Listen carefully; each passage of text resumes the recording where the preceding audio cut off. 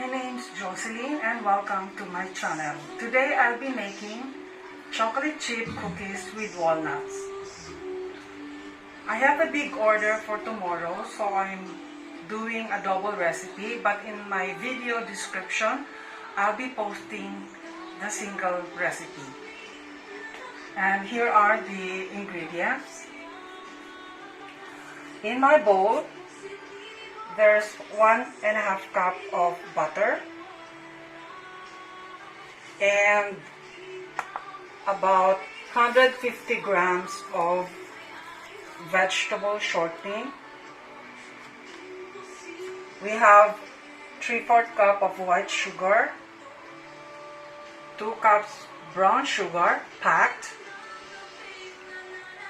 2 teaspoons baking powder, 2 teaspoons baking soda, 1 teaspoon salt, about a cup of chopped walnuts, 2 cups of chocolate chips, and another half cup for the top. Sometimes when we scoop out, there's not enough chocolate chips on top, so I add some more. And then about 1/4 teaspoon of nutmeg, and of course flour.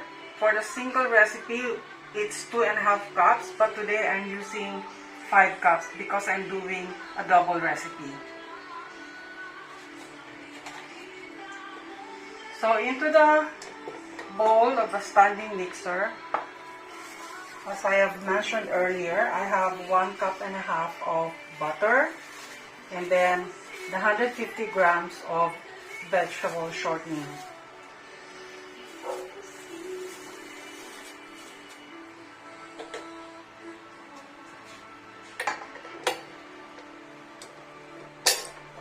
And into this, we're going to add sugar. 2 kinds of sugar, white and brown.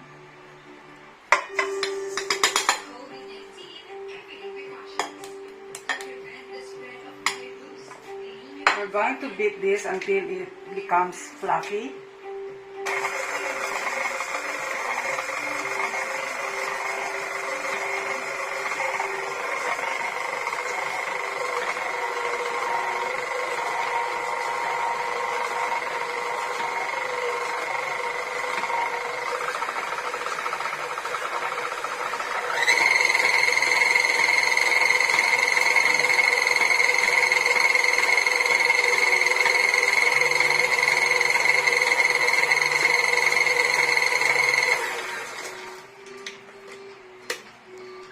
We scrape down the side.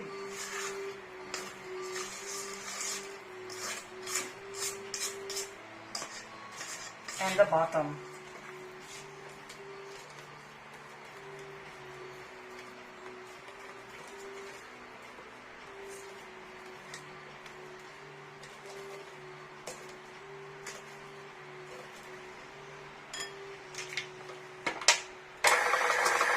We beat it until it becomes fluffy.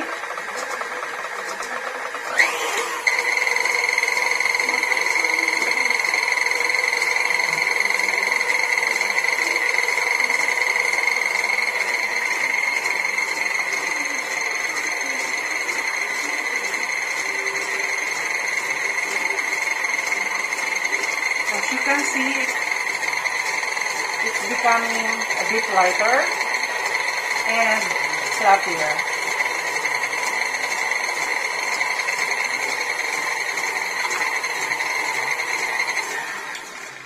Let's scrape down the side again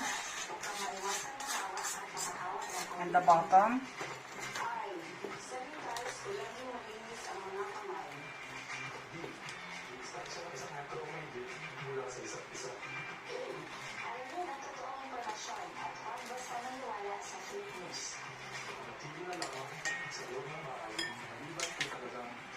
And at this point, we're going to add 2 teaspoons of vanilla.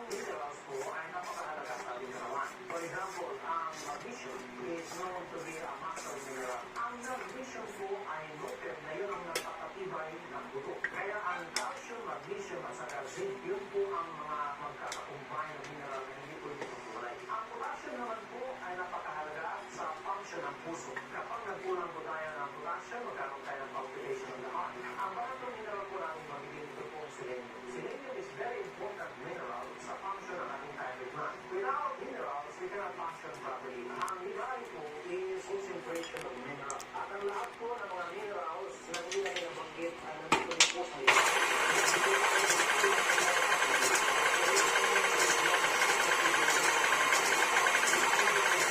And that's well mixed. This time we're going to add in to the flour the baking soda, the baking powder, and the salt, and about 1/4 teaspoon of nutmeg.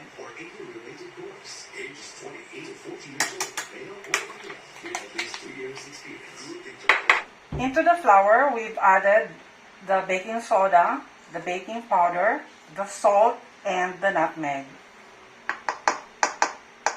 We're going to add this slowly into the beaten eggs and butter. So about a cup at a time. We're not going to overmix it, just until it's well combined.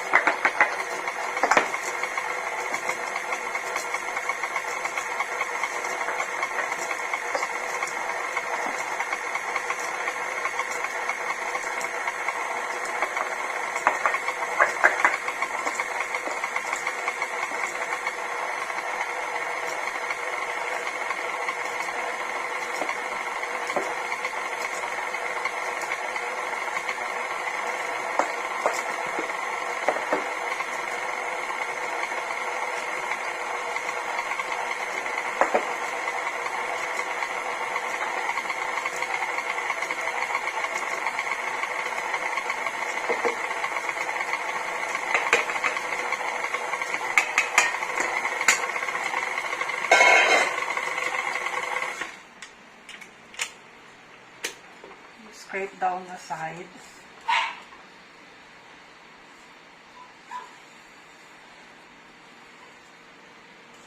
And of course the bottom.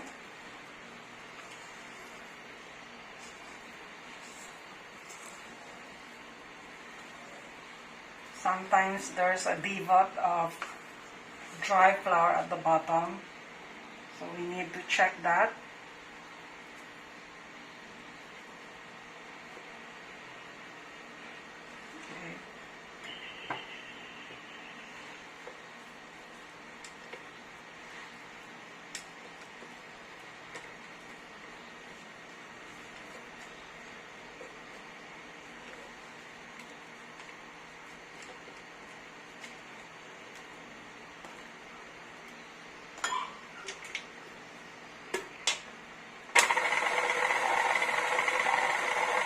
Now we add in the walnuts,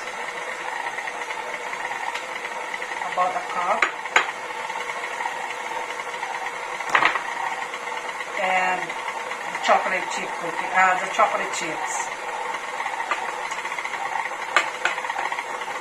I'm adding about a cup, and then I'll add in the rest of it by hand. Okay. That's enough mixing.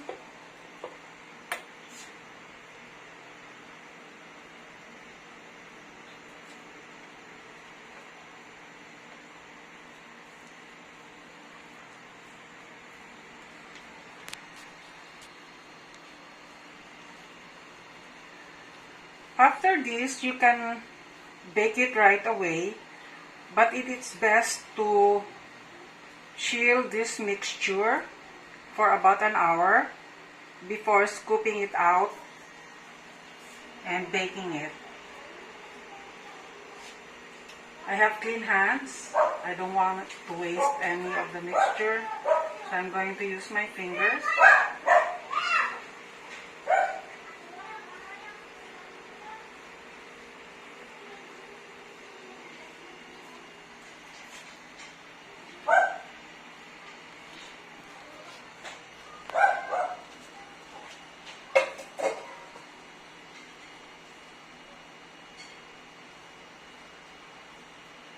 Okay.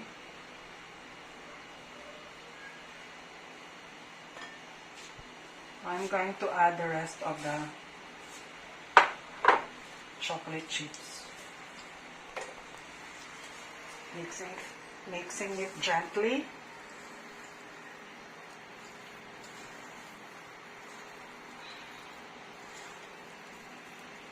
Okay, that's it.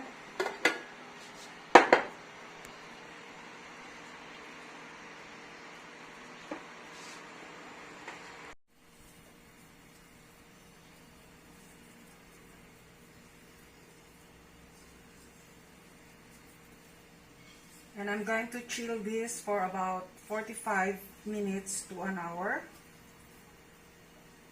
Just enough time to hydrate the flour and for the flavors to blend together. So we're going to scrape out everything. I hate wasting stuff left on the mixing bowl. So it's quite clean.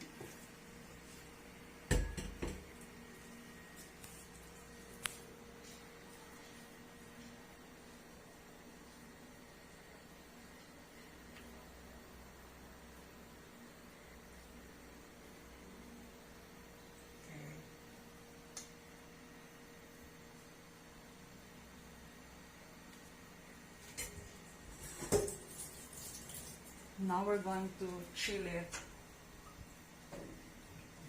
Okay na.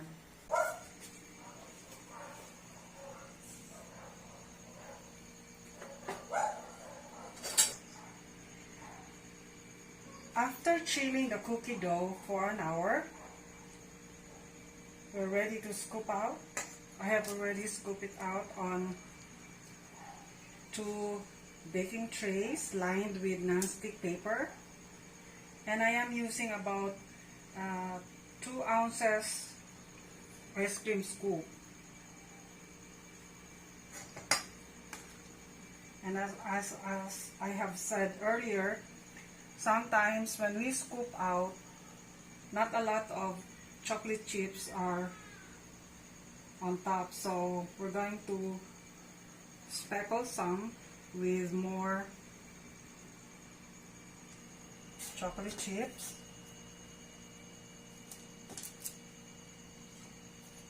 I'm using semi-sweet chocolate chips.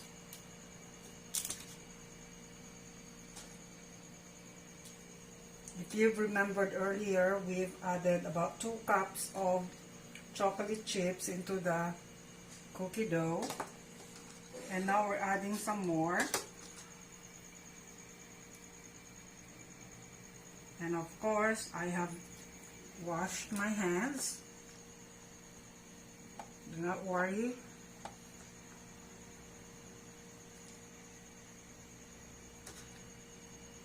I have a big order for chocolate chip cookies tomorrow.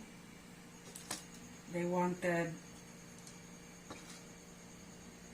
giant size. So I'm going to bake this for 10 to 11 minutes in a 350 degrees oven.